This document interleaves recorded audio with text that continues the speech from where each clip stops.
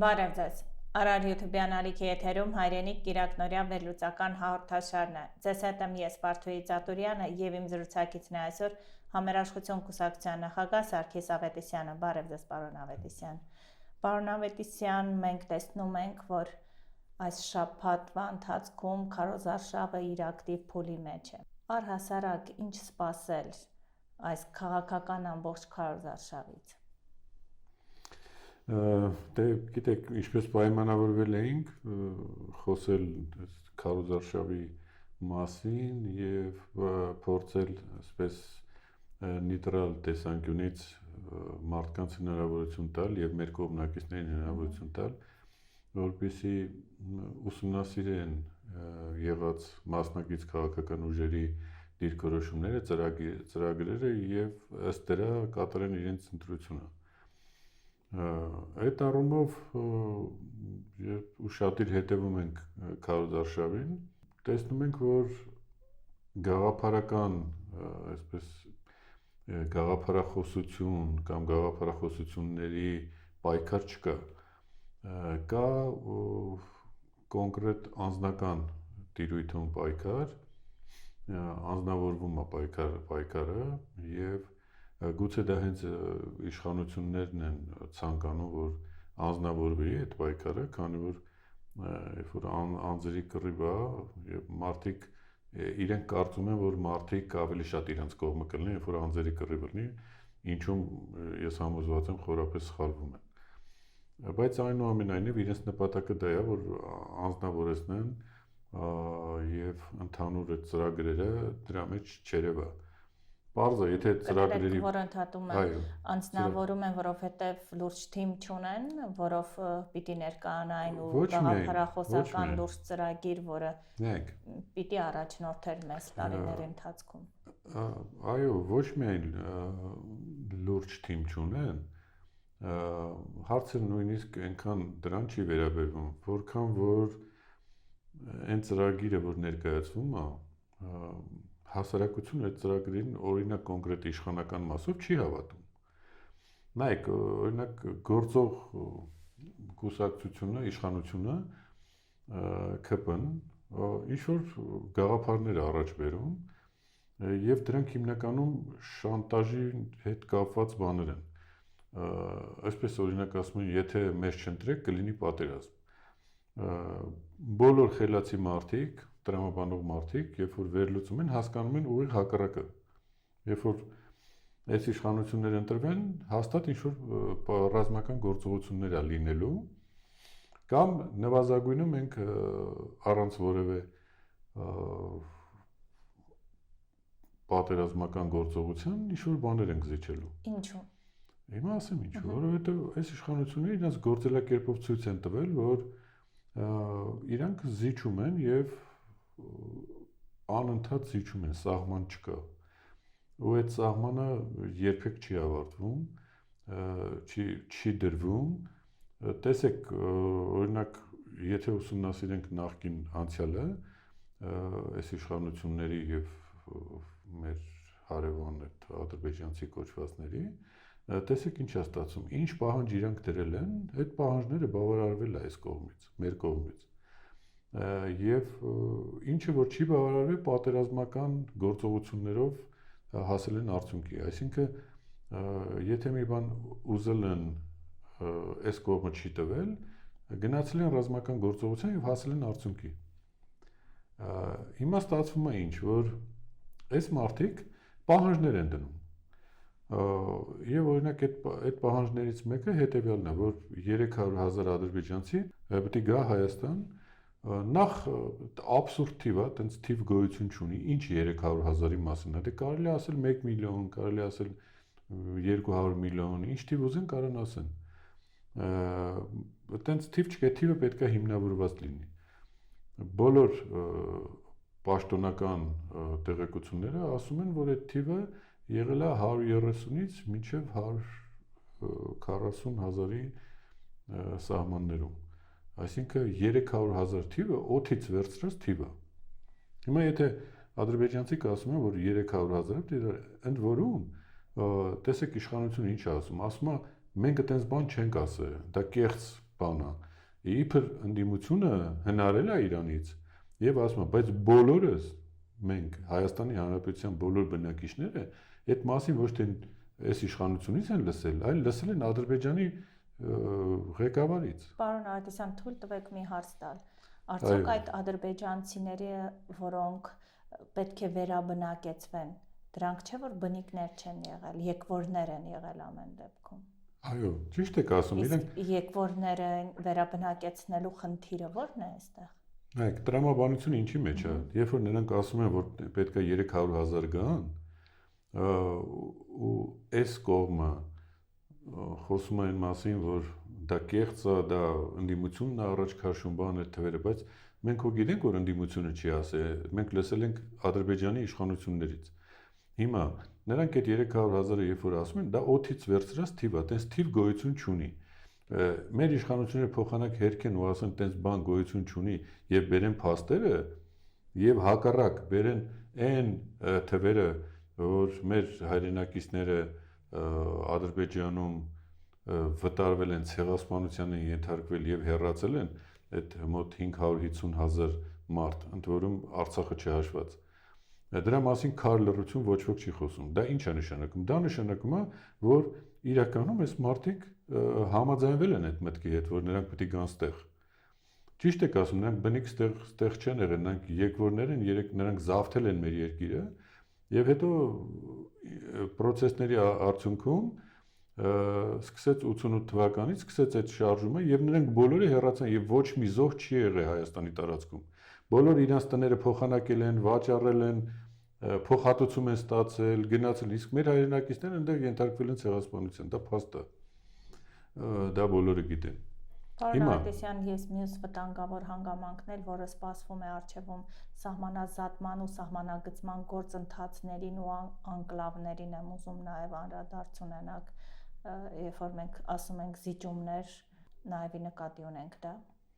Նայեք, երբ որ հարց տվեցին վարչապետի աթոռը զբաղեցնող ընկերոջը, ինքը ինչ պատասխանեց, ինքը ասաց, որ այո, ինչ որ տարածքներ կան, որ պետքա տալ իրանց, հանձնել նրանց եւ ըստ իրանց տրամաբանության դրանք պետքա իբր թե փոխանակվեն, բայց Արցվաշենի տարածքը եւ այս մնացած տարածքը իրար հետ համեմատելուց Արցվաշենը շատ ավելի մեծ է, քան պատկերավոր ասած ենթադրյալ այն տարածքները, որոնք իրականում ադրբեջանական չեն եղել, բոլորը հայկական տարածքներ են։ Բայց այս մարդիկ ինչ որ բան են հնարել ու փորձում են դրանով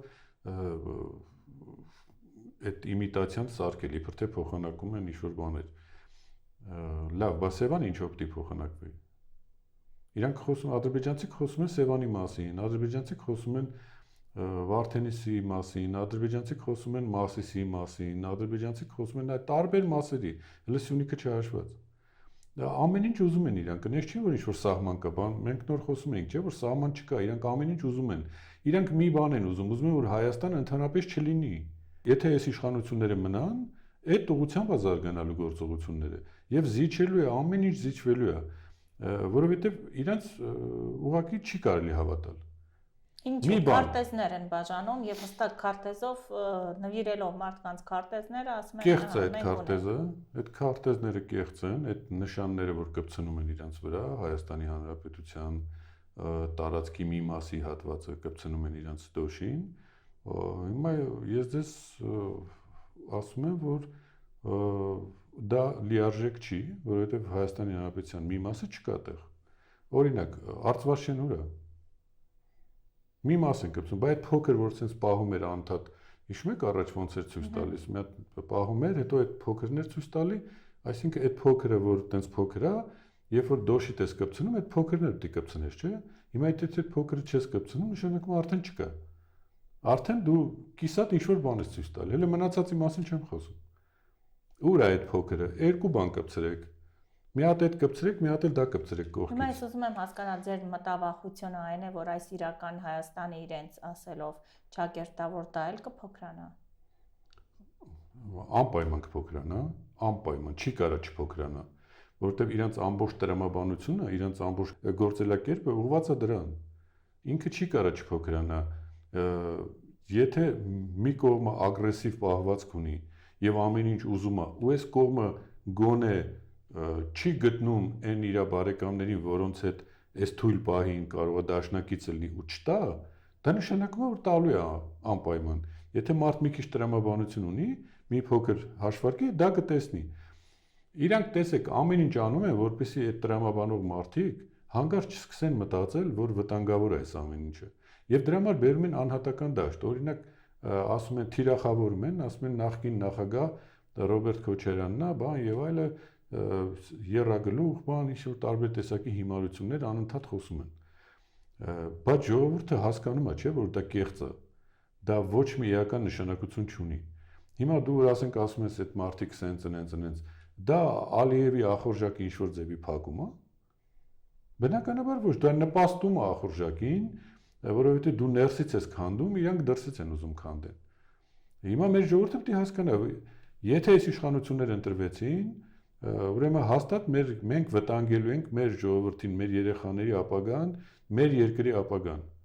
Պարոն Ավետիսյան, դուք այսպես ասում եք, ես ուզում եմ ձեզ մի փոքր հակադարձում ունենալ, ինչպես ժողովուրդը հասկանա, երբ որ նա գնում է քարոզարշավի, խոսում է թոշակների մասին, խոսում է առողջապահության մասին, այսինքն այն ինչը կարևոր է, այն ինչը էական պետք է լինի ամբողջ գաղափարական թեզի մեջ,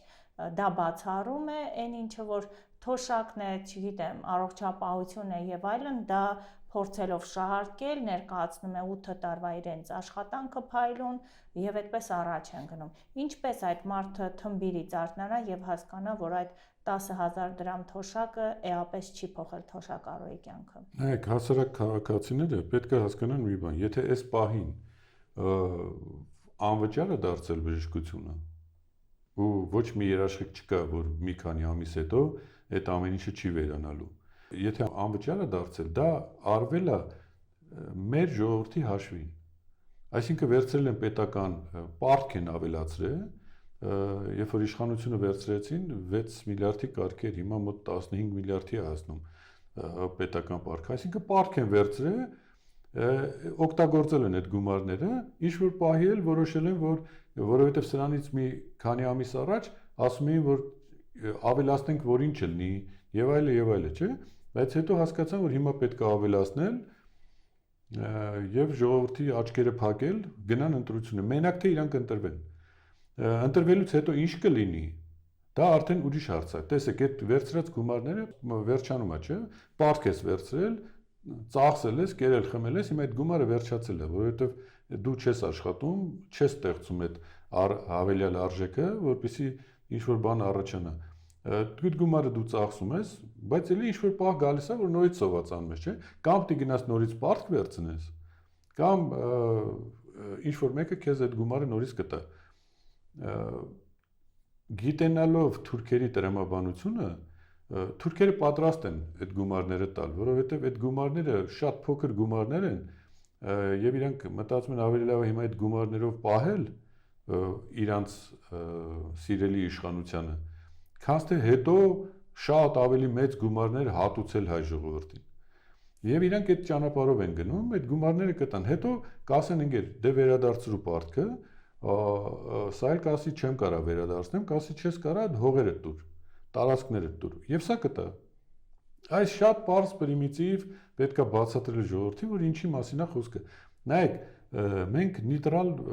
քաղաքական ուժ ենք, մենք չենք մասնակցում այս ընտրություններին,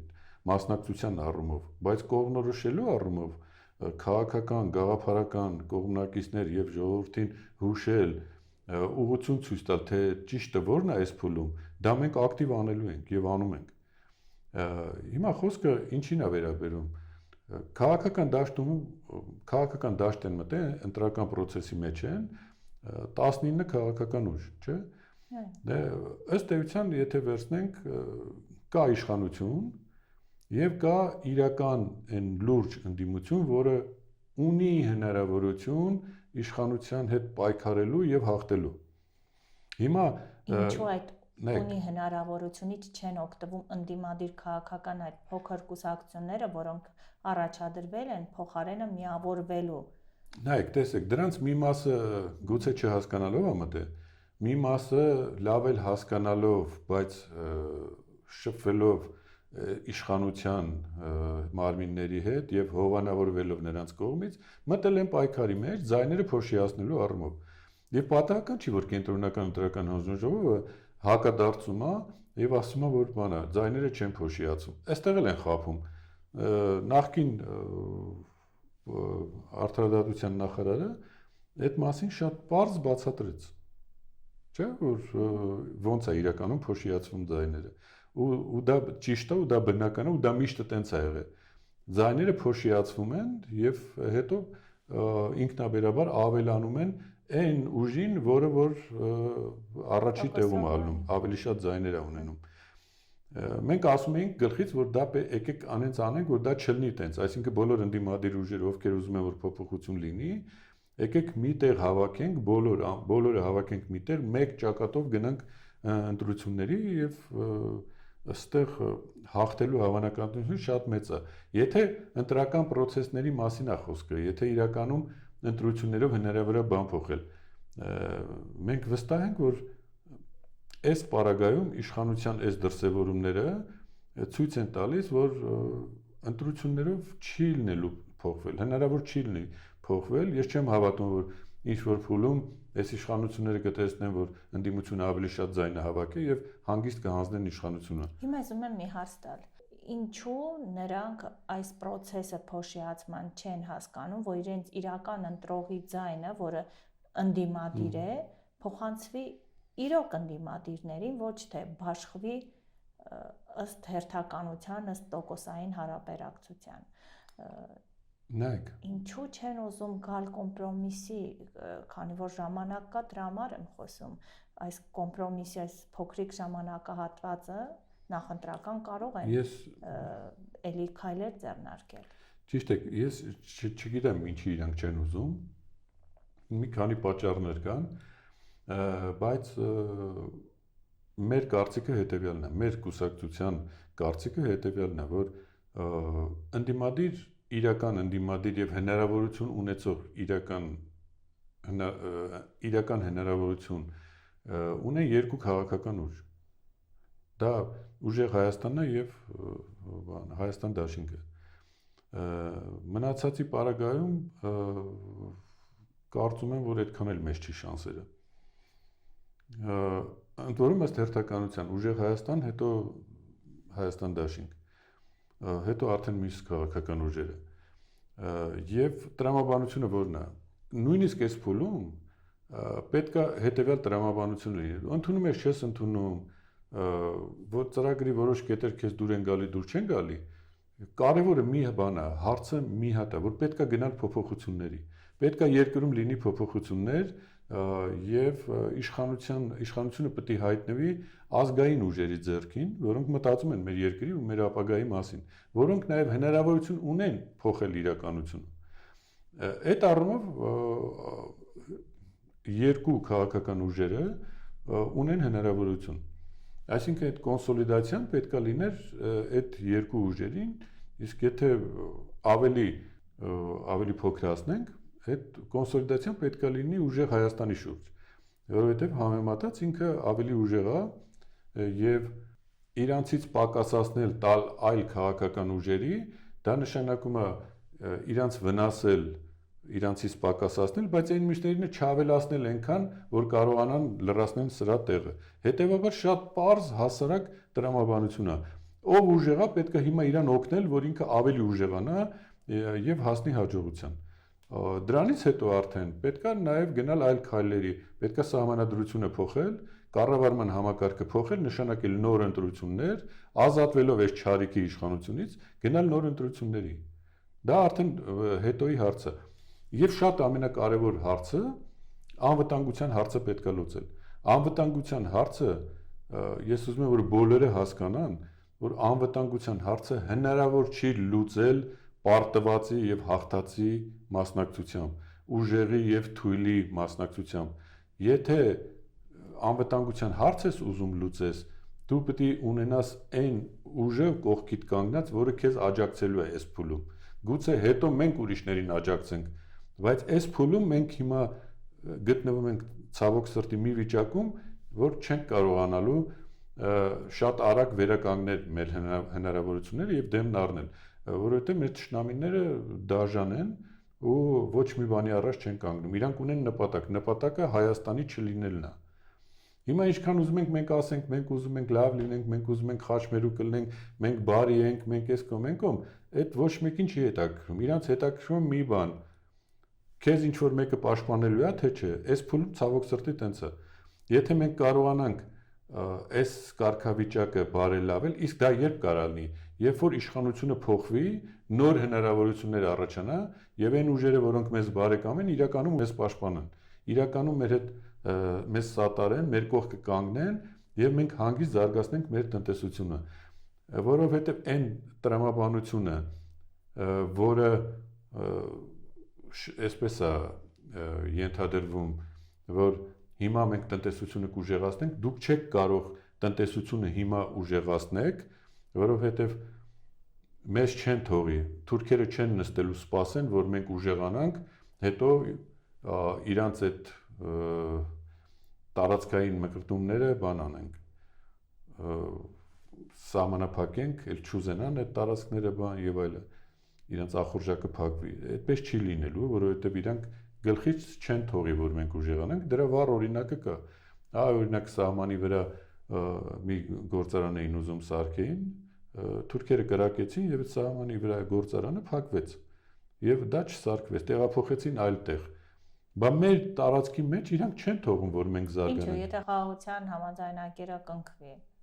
եթե կնքվի։ Որովհետեւ դա կեղծ փաստաթուղթ է, դա փաստաթուղթ չի կարա տենց բան լինի։ Մենք չգիտենք Ալիևի հետագա քայլերը որն, այսինքն գիտենք, խի չգիտենք որ։ Ինքը ասում է, որ Երևանն էլ է իմը, Սևանն էլ է իմը, էլ Սյունիքի մասին չեմ խոսում, հա։ Պարոն Ավետիսյան, ինքը անդադ մեծացնելու է այդ ճնշումը, ու դու անդադ տալու ես։ Եթե դու տվող ես, դու անդադ տալու ես, դու չես կարող չտաս։ Կարելի է ասել, որ մենք գնում ենք մի բանակցողի հետ, ով երաշխավոր ունի, եւ հզոր երաշխավոր ունի իր թիկունքում, իսկ մենք ոչ այս պահին։ Բնականաբար նրանք ունեն իրենց երաշխավորները եւ իրանք ունեն իրենց ցանկությունները, իրենց տրամաբանական ծրագիրը, իրենց պանթուրքիզմի ծրագիրը, որը ցավոք սրտի մեր տարածքի վրայով անցնում եւ իրանք դա պետք է փորձեն իրականացնել։ Հիմա մենք ինչ պետք է անենք այս բարակայում։ Երկու տարբերակ ունենք։ Կամ մենք պետք է սրանց թողենք իշխանության, սրանք հանձնեն Հայաստանը ու վերջանա թեման, ու հայերի պատմությունը ավարտվի սրանով, կամ մենք պետք է սրանց չընտրենք, գա նոր իշխանություն եւ այդ նոր իշխանությունը սկսի նոր հարաբերություններ մշակել։ Պարոն Ավետիսյան, ասում են դեպի Եվրոպա են գնում։ Դե գիտեք, ուղեղով կարելի է գնալ Եվրոպա։ Գիտակցությամբ կարելի է գնալ, ցանկություններով կարելի է գնալ, բայց հողի վրա Եվրոպա չենք կարալու գնանք։ Մենք ոնց պատտվենք, եթե այդ ուղղությամբ գնանք, ընկնելու ենք թուրքերի ձեռը։ Իսկ թուրքերը ոնց են մեր հետ վարվում, բոլորս գիտենք։ Եկեք պատմության մեջ նայենք, որտեղ որ հայկական տարածքներ են եղել եւ ձեռքը դրել է այդ տարածքի վրա ինչ որ մի երկիր, վաղ թե ուշ դա վերացել է։ Օրինակ Կիլիկյան Հայաստանում ֆրանսիացիները տիրություն արեցին, որը չկա։ Թուրքիայի հիմիկվա Թուրքիայի տարածքում արևմտյան Հայաստանը թուրքերն էին տիրություն անողները։ Ուր են այդ մարդիկ։ Հայերն ուր են։ Չկան այդ մարդիկ եւ բոլոր են մնացած տարածքներում։ Եթե այդ տրամաբանությամբ գնանք, միակ տարածքը, որտեղ այլ պետություն, այլ ուժեր, այլ ազգեր տիրություն ռուսները օրինակ տիրություն են արել, հայերը մնացել են, ոչ միայն մնացել են, պետականությունը ստեղծել, զարգացել են, բան եւ այլ։ Այդ դնենք այդ հանուն արդարության ասենք, որովհետեւ այն ժամանակ մեր հայրենակիցները բոլորից էլ օգնություն են խնդրել, այս չի որ գնացել են ռուսներից են օգնություն խնդրել, ամենասկզբից գնացել են այլ երկրներ են, անգլիացիներից են խնդրել, ֆրանսիացիներից են խնդրել, ամերիկացիներից են, եւ բոլորն էլ ըստ էության չեն օգնել։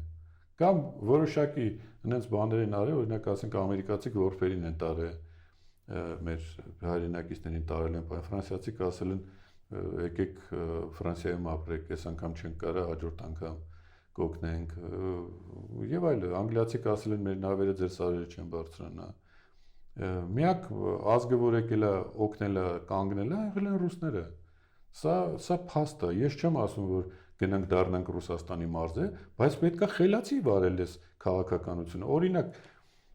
տեսեք, ինչքան էլ ուզում եք փնովեք նախորդ իշխանություններին, բայց նախորդ իշխանությունները կարողացել էին այնպիսի մի իրավիճակ ստեղծեին, որ իրար հակադրվող ուժերը, ամերիկացիները, ֆրանսիացիները եւ ռուսները միասնաբար աշխատում էին այս սուրբ հողի վրա Հայաստանում եւ ըստ էության կանխում էին Արցախի զավթումը, ցեղասպանությունը կանխում էին։ Այդ ամեն ինչը խառնվեց այս իշխանությունների գալով։ Դժվար է այդ հասկանալ։ Նկատի ունեմ մարդիկ, որոնք մտածում են, ասենք, այս սրանց գեղեցիկ խոսալուն մի նայեք, սրանք սուտ են խոսում։ Սուտը շատ գեղեցիկ ներկայացնում են, սրանք պրոֆեսիոնալ են, անգերազանցել են։ Ոնց կարելի է ստել ու ժողովրդին համոզել։ Օրինակ, ես շատ լավ հիշում եմ, երբ որ 100,000-ավոր մարդկանց առաջ կեղծ պապիկի նկարը դրել էին, ասում են, այս բանի պապիկն է, հերոսի պապիկն է, իսկ հերոսի պապիկը տունը նստած էր։ Ու դրա համար ներողություն չեն խնդրում 100,000 մարդկանց ներկայությամբ։ Այսպես նկարը պահել, հիշում եք, չէ՞ այդ բաները։ Ու տենց իրենց գործողությունները իրանք շարունակում են մինչև այսօր։ Մինչև այսօր կեղծ բաները ներկայացնում են հասարակությանը ու ասում են, որ դա տենց է։ Ունենք ազգային կառավարության մի րոպե, օրինակ ասում են 300 հենց որ Սամվել Կարապետյանը ընտրվի, բանը, այսինքն ուժեղ Հայաստանը հաղթի, ասում են 300,000 մարդ պետք է գնա Դոնբասում կռվի։ Հիմարություն, կատարյալ հիմարություն։ Նախ ոչ ոք դրա մասին չի խոսացել, ոչ ոք։ Երկրորդը դրա անհրաժեշտությունը չկա, եւ երրորդը այդ 300,000 թիվը, որ դուք հնարել եք, ուզում եք Ադրբեջանի բռնապետի ասած 300,000-ին ուղղակի համարժեք սարքեք։ Այդ 3, բայց նրանք ասել են, բայց այդտեղ չի ասվել դրա մասին։ Պարբերաբար երկու ստեքս տադրանքների է վերածվում։ Այսինքն մենք եւ տեսնում ենք ազգային ժողովում իրար վիրավորում էին, հիմա էլ եկել է այս ընտրական փուլում, նախընտրական փուլում իրար են նորից կրկին վիրավորում։ Հիմա ինչ սпасել ի վերջո։ Տեսեք, սրանք իշխանությունը օգտագործում են, լծակներ, ամբողջ լծակները օգտագործում են, բոլոր տեղը վախի մթնոլորտ է, մարդիկ վախենում են, բարեկամները, հարազատները, բանը բոլորը վախ, ոչ մեկը իրականում իր կամ զգալի մեծամասնությունը իրական կարծիքը չի ուզում բացահայտ ասի, որովհետև այս մարդիկ սարքել են ոստիկանապետություն եւ մարդկանց բռնում են կարծիք ասելու համար։ Հիմա մարդու իրավունքների պաշտպան մարդու իրավունքների պաշտպան մենք չունենք, վաղուց չունենք։ Մենք ունենք ԿՊ-ի պաշտպան։ Այ եթե ԿՊ-ի մասին մի բան ասենք շատ արագ կգան այդ ԿՊ-ականի բանը կպաշտպանեն, իրավունքը կպաշտպանեն, որովհետև իրանք սա համարում են իրանց Նիկոլստանը, իրանց երկիրն է, սա Հայաստանի Հանրապետությունը չի։ Հայաստանի Հանրապետության բոլոր քաղաքացիները պետք է ունենան իրավունք հանգիստ արտահայտվելու եւ դրա համար չտուժվելու եւ չվնասվելու։ Այս մարդիկ արել են ուղիղ հակառակը։ ԿՊ-ի շարքային անդամ կարա խոսա ամեն ինչ, կարա անի ամեն ինչ ու չի դատվի դրա համար, ընդդիմադիր գործիչները կամ նեյտրալ ովքեր իրանց կարան դրա համար վնասեն, դրանց կարան բռնաճնշումների ենթարկեն եւ այլն։ Մենք ուզում ենք, որ երկիրը ազատ լինի բոլորի համար, սա Հայաստանի Հանրապետությունն է, սա մի փոքր խմբի Հայաստանը չի։ Հիմա բոլոր այն մարդիկ, ովքեր ուզում են տենց լինի երկիրը, պետքա քվեարկեն սրանց դեմ, այսինքն ոչ թե սրանց դեմ, այլ քվեարկեն այն ուժերի օգտին, ովքեր տանում են այս երկիրը դեպի համերաշխություն, դեպի կոնսոլիդացիայի, դեպի մեր հայ առաքելական եկեղեցին եւ միավորում են այդ ուժերը, որպեսզի մեր գաղափարները, մեր հավատը, մեր արժանապատվությունը մնա իր տեղում, գա իր տեղում, որովհետեւ այս մարդիկ նստած են արժանապատվությունը ոչնչացնելու գծի վրա։ Հետևաբար իրանց պետք չի ընտրել եւ կարծում եմ ճիշտը դա է։ Սա ես ասում եմ, որ մենք չենք մասնակցում, բայց մենք ուզում ենք այն մարդիկ, ովքեր տատանվում են, որտեվ հասկանալի անիմաստ է խոսել այն մարդու մասին, որը արդեն կողմնորոշված է։ Այն մարդիկ, ովքեր կողմնորոշված չեն, թող մի հատ դնեն իրար կողքի, այս ամեն ինչը մի հատ հասկանան, մի հատ մտածեն, ախր մենք մեր ձեռքով մեր իրավունքը տալու ենք մեր թշնամիներին։ Մեր թշնամիները հիմա օր ու գիշեր մտածում են ոնց անեն օգնեն, որ այս իշխանությունը մնա, որովհետև սրանից հետո իրանք կունենան հնարավորություն վերցնել ավելին։ Մենք էլ պետք է անենք ուղիղ հակառակը։ Եվ դա կանենք, ես վստահ եմ, որ մեր երկրում այս տեսակ մտածող մարդկանց թիվը անգամներ ավել է։ Այս իշխանությունը ունենալու է խայտառակ պարտություն։ Ուղղակի կոչ կանեմ, որ իրանք հանգիստ մնան, վերջի վնասը չտան։ Բարի պարոն Ավետիսյան, մեր ժամանակը սպառվեց, իսկ մենք հետևենք նախընտրական քարոզարշավի ընթացքին եւ հաջորդ շաբաթ եւս կխոսենք։ Իսկ դուք հարգելի հետևորդներ, հետևեք մեզ, վերլուծություն արեք ինքներդ եւ գիտակցեք, որ նախընտրական քարոզարշավը անձնական վիրավորելու ամբիցիաների մի հարթակ չէ, այլ գաղափարներ ներկայացնելու եւ մենք այդ գաղափարների միջոցով փորձելու ենք ընտրություն կատարել։ Մնացեք խաղաղությամբ, Աստված ձեզ պահապան։